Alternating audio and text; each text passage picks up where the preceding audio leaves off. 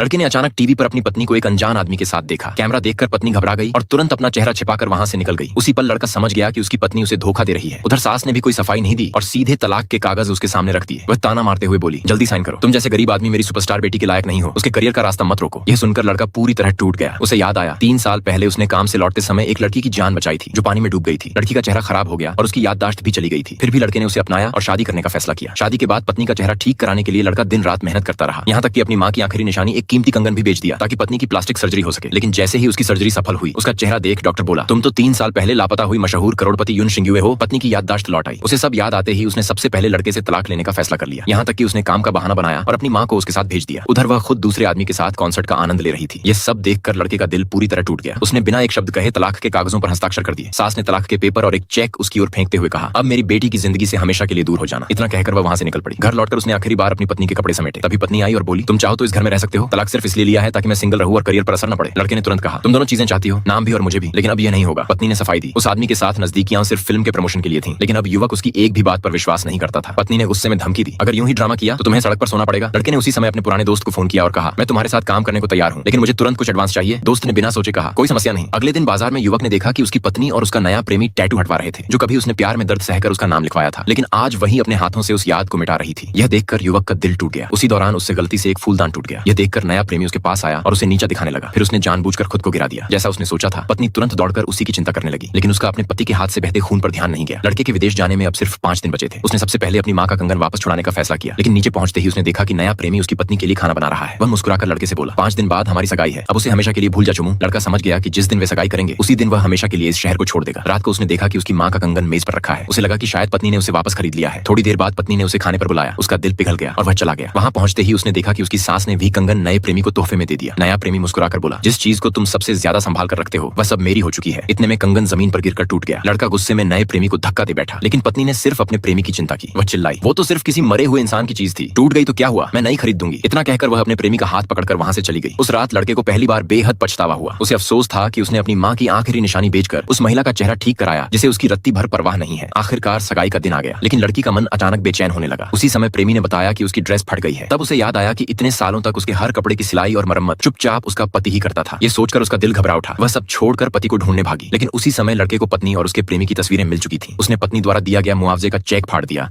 और अपना सूटकेस उठाकर सब कुछ हमेशा के लिए छोड़ दिया। जाते जाते उसने आखिरी बार कहा, ली शिंगयुन, दुआ है कि अब हमारी जिंदगी में कभी